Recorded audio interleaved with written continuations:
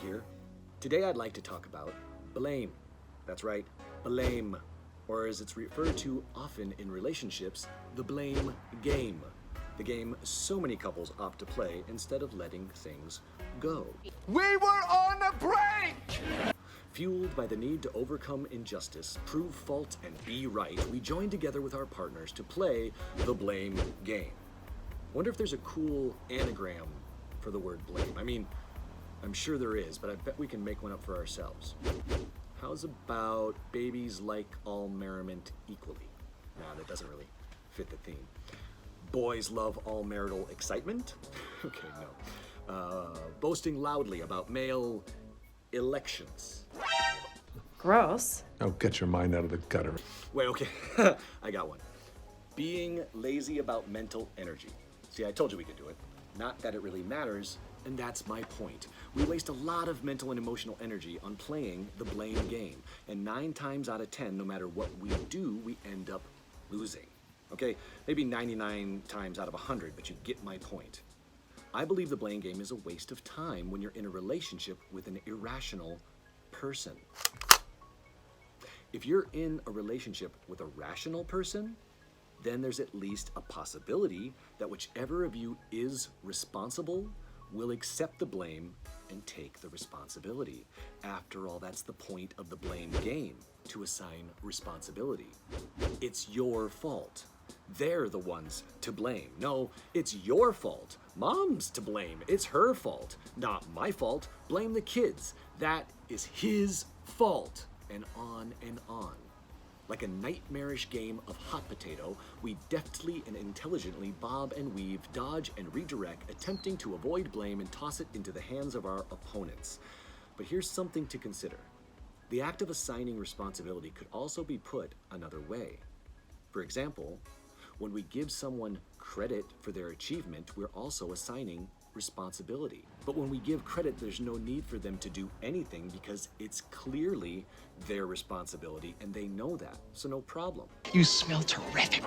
But when we blame, we're expecting the other person to accept responsibility and quite often to rectify any wrongdoing or admit fault. In other words, we want the truth. I want the truth! You can't handle the truth!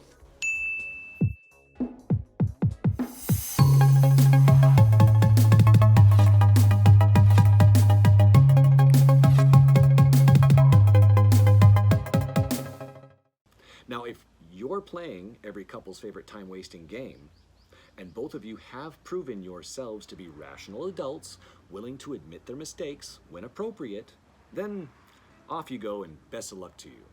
Which brings me to my next point. Narcissists aren't rational people.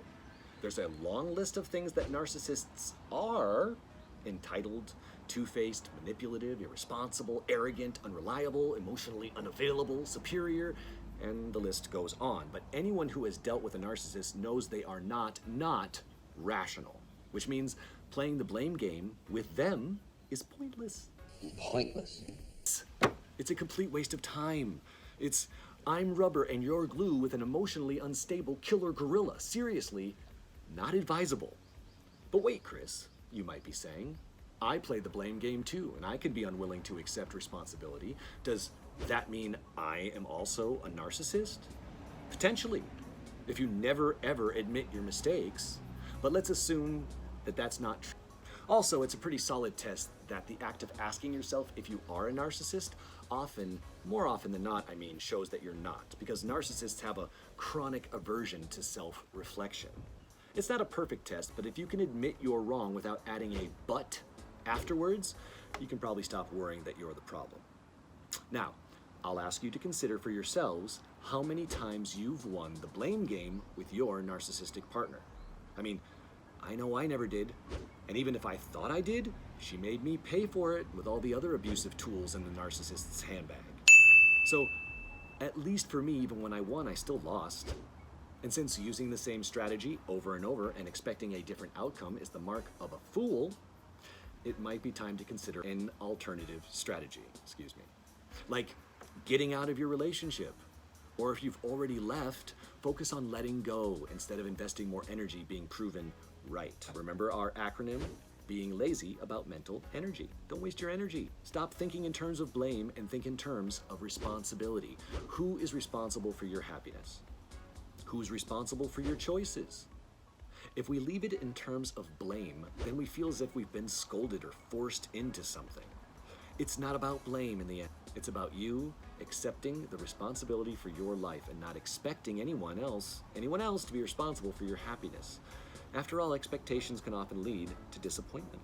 So stop trying to blame them for your situation. I know they've done wrong, and I know they should admit their mistakes, but you and I both know they're not going to, and you only give them more satisfaction the longer you let them rule over your emotional state.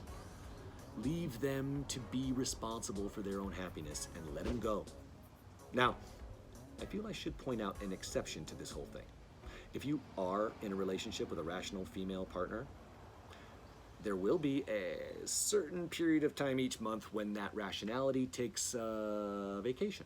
Danger zone! I think we all know what I'm talking about, and I'm not saying there's anything wrong with it. It's a natural biological part of life. Lana.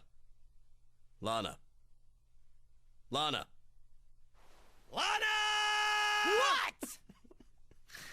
Danger zone. However, it is an extremely bad time to play the blame game, and I doubt I need to be more clear than that.